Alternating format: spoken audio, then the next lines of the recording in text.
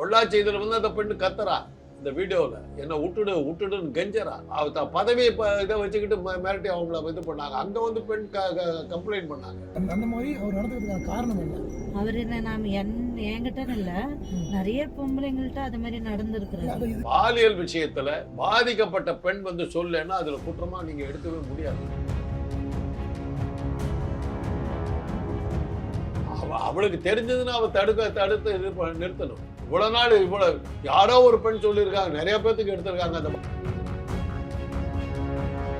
அதுக்கு என்ன பண்ண முடியும்? எப்படி இருந்தாங்கன்னாங்க, எப்படி எந்த சந்தர்ப்பத்தில் அவங்க சந்திச்சாங்க? இந்த கேள்வி எல்லாம் வரும்போது பாத்தீங்கன்னா, ஒரு பெண்ணுடைய உதவி இல்லாமல் ஒரு ஆணால் எதுவுமே செய்ய முடியாத மொத்தம் ஞாபகம் வச்சுக்கணும். நான் செக்ஸாலஜிஸ்ட், அதை வச்சு சொல்றேன். மதுவிலக்குன்னு நீங்க கொண்டு வந்தீங்கன்னா கள்ளச்சாராயம் வந்தே தீரும். மதுவிலக்கு கொண்டு வந்தீங்கன்னா கள்ளச்சாராயம் காய்ச்சறோம் பண்டு குடிச்சு ஒரு மதுவிலக்கு கொண்டு வந்து ஏன் கத்துறா? எனக்கு கள்ளச்சாராயம் காய்ச்சறதுக்கு தான். எப்ப தடுக்க முடியாதுங்க. மனித இனம் நீடிக்கணும்னாக்க ஒரு எண்ணம் நீடிக்கணும்னா செக்ஸ் உணர்வு இருந்து ஆகணும். என்ன சொன்னாங்க தெரியுமா? நாங்க வந்து எங்க உடம்பு விற்கிறதுனாலதான் கற்புள்ள பெண்கள் கற்போட இருக்க முடியும்.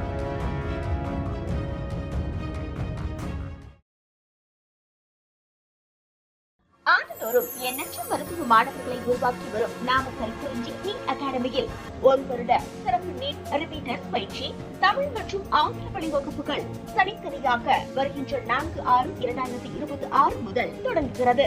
சிட்டாசிஸ் தமிழர் 4.0 அணிகளாய் திரள்வோம், அமைப்பாய் உயர்வோம். ஜூலை 24-25 ஹில்டன், சென்னை. கிங் டிவி நேயர்கள் அனைவருக்கும் வணக்கம். இன்னைக்கு நம்ம இன்டர்வியூல நம்மோட இருந்திருக்க சிறப்பு விருந்தினர் டாக்டர் திரு காந்தராஜ் அவர்கள். வாங்க பேசுவோம். சார் வணக்கம் சார். சார் நேற்று வந்து ஒரு பெண் வந்து ஒரு ஆடியோ வெளியிட்டிருக்காங்க. அதில் என்ன சொல்லியிருக்காங்கன்னா, இது மாதிரி சேலத்தை சேர்ந்த பெண்ணு மணிகண்டன் என்ற ஒருத்தர் வந்து என்னை ஏமாற்றிட்டாரு, என்னை ஏமாற்றி வந்து தப்பான தொழில் ஈடுபட்டு கொடுத்துருக்காரு. அது மட்டும் இல்லாமல் அவர்கிட்ட பல பெண்களும் ஆபாச வீடியோக்கள் இருக்குது, பொள்ளாச்சியில் நடந்த சம்பவம் பாடியே இங்கே சேலத்தை நடந்திருக்கு அப்படின்னு சொல்லியிருக்காங்க. என்ன நடந்திருக்குங்க சார்? அதை பற்றி நம்ம பேசவே முடியாதுங்க. ஓகே. இப்போது அண்ணாமலை வந்து பாஜக தலைவராக இருந்தபோது அவங்க கட்சியை சேர்ந்த ஒரு பிரமுகர் வந்து பெண்களோட இருக்கிறது அவர் பண்ணுற இதெல்லாம் ப்ளூ ஃபில்ம் எடுத்து விட்டார். பேர் மறந்துட்டேன் அவர் இந்த தலைவர் பேர். அதுக்கப்புறம் அவர் ஆளே காணாமல் போனார்.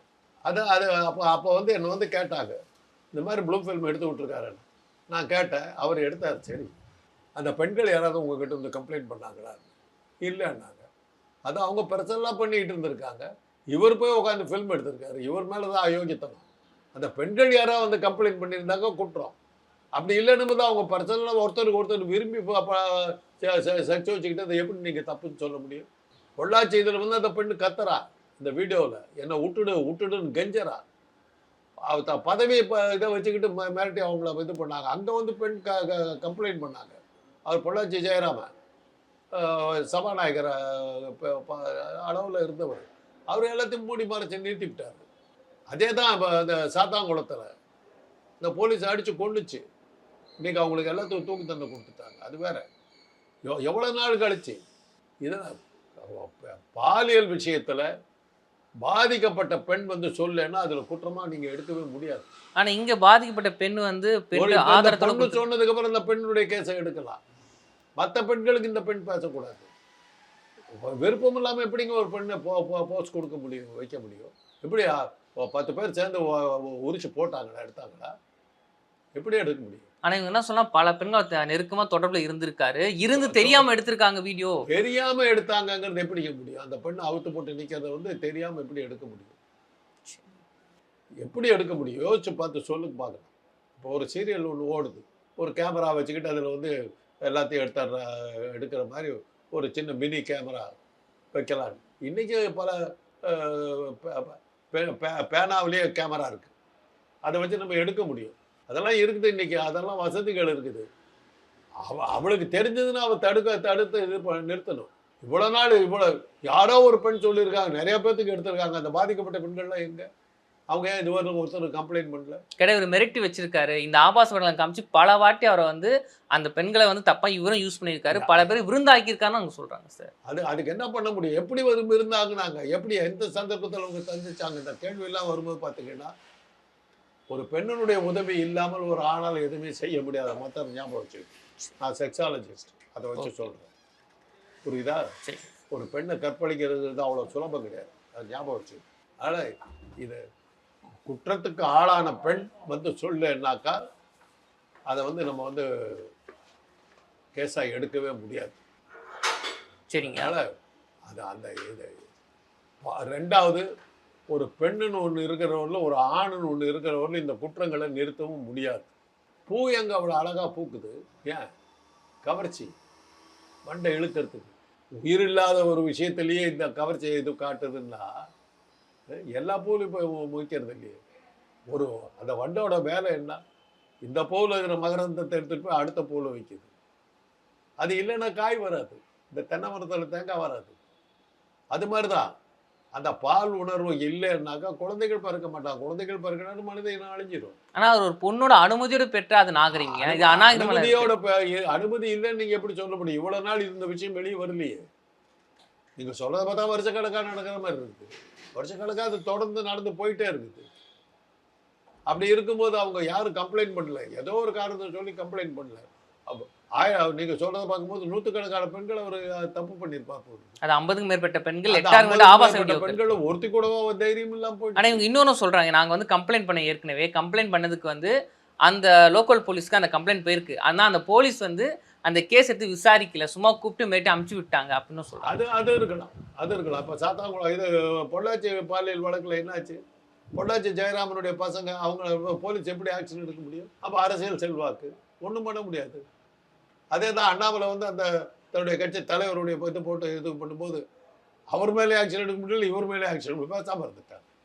அது இந்த கேஸ் இன்னொன்னு சொல்றாங்க என்னங்கன்னா வந்து அவர் வந்து இந்த ஒரு தப்பு மட்டும் பண்ணல, அவர் சொந்த ஊர்ல சேலத்துல மளிகை கடை வச்சுட்டு காலம் அந்த கடையில வந்து சட்டத்துக்கு விரோதமா குட்கா பான் மசாலா இது மாதிரி கவர்மெண்ட்டுக்கு விற்கக்கூடாதுன்னு சொல்ல தடை பண்ண போதை புறம் வித்துட்டு இருக்காரு. இதை பத்தியும் கம்ப்ளைண்ட் போயிருக்கு. ஆனா லோக்கல் போலீஸ் சப்போர்ட்டா இருந்திருக்காங்கன்னு சொல்றாங்க. ஒன்றும் பண்ண முடியாது.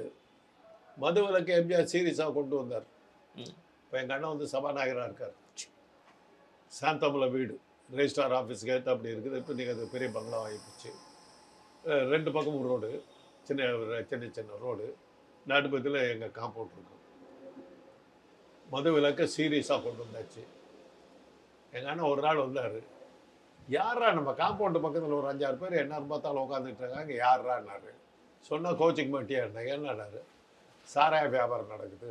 என்னது அப்படின்னாரு. யாரா நடத்துறது? போலீஸு. 5:30 மணிக்கு வா, வெளியில் வந்து நில்லு, 4 போலீஸ் வந்து வசூல் பண்ணிட்டு போகும். அஃபிஷியலாக காய்ச்சி விற்றுக்கிட்டு இருக்காங்க.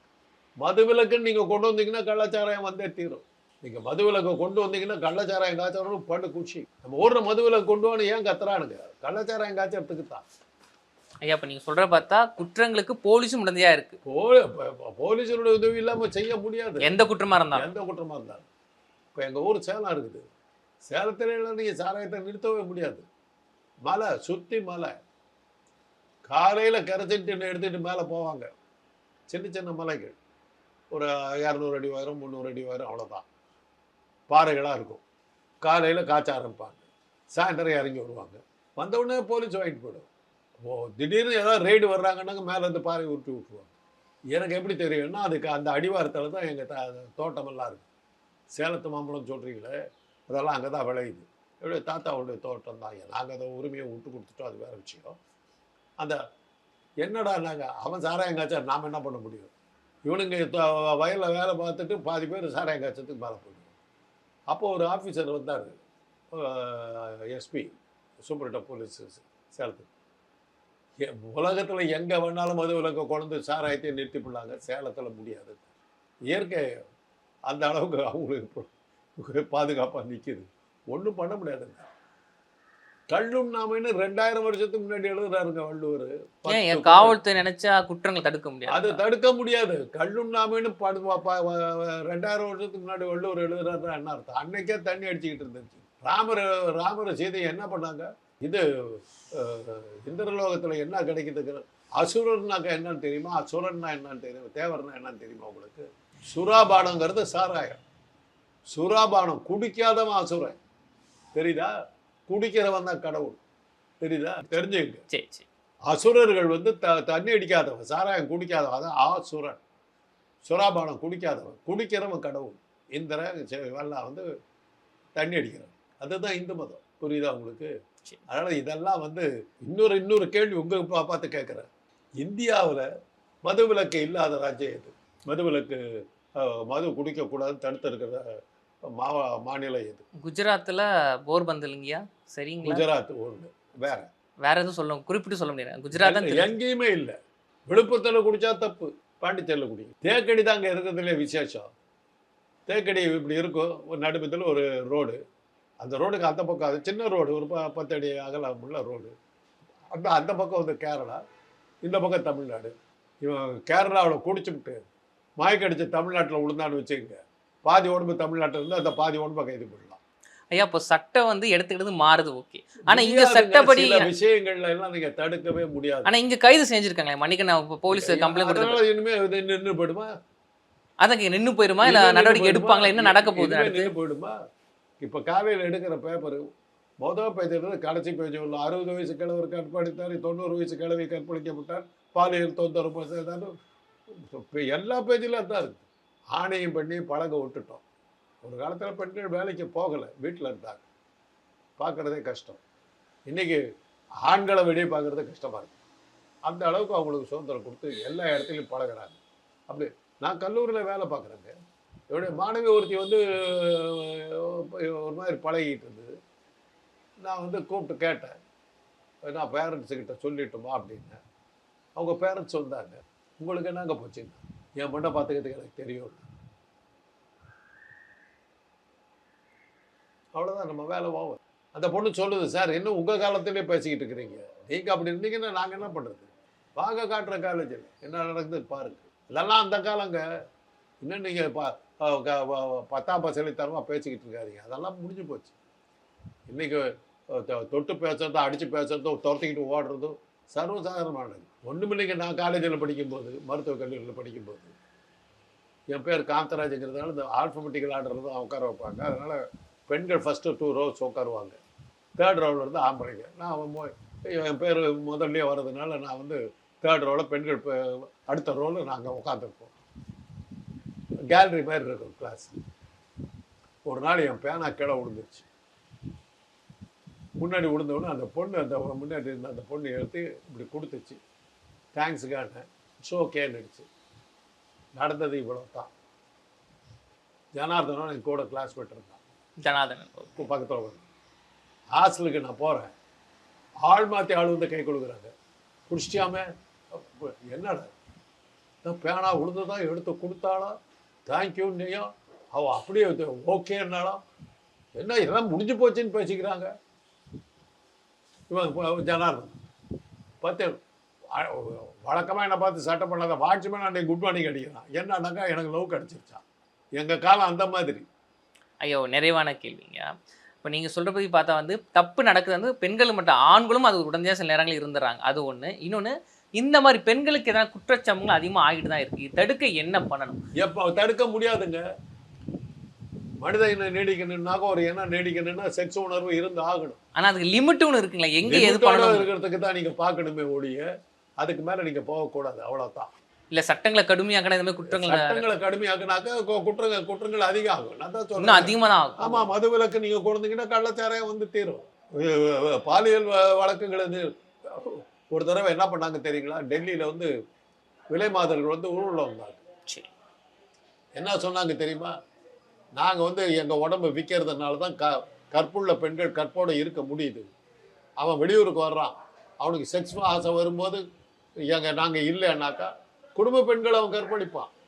அப்போ நீங்கள் சொல்கிறப்ப அதேமாதிரி நடைமுறைக்கு தமிழ்நாடும் கொண்டு வரணும் நீங்கள் சொல்கிற மாதிரி இல்லை? தமிழ்நாடுன்னு நான் சொல்ல, உலகம் முழுவதும் கொண்டு வரணும்ன்றீங்க. அவ்வளோதான்.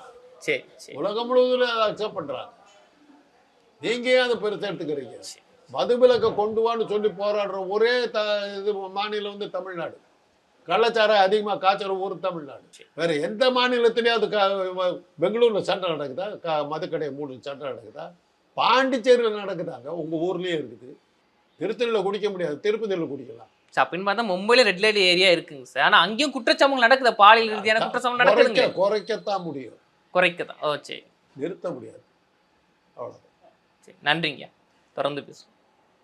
ஆண்டுதோறும் எண்ணற்ற மருத்துவ மாணவர்களை உருவாக்கி வரும் நாமக்கல் குறிஞ்சி நீட் அகாடமியில் 1 வருட சிறப்பு நீட் ரிப்பீட்டர்ஸ் பயிற்சி தமிழ் மற்றும் ஆங்கில வழி வகுப்புகள் தனித்தனியாக வருகின்ற 4/6/2026 முதல் தொடங்குகிறது. சிட்டாசிஸ் தமிழர் 4.0 அணிகளாய் திரள்வோம், அமைப்பாய் உயர்வோம். ஜூலை 24-25 ஹில்டன், சென்னை.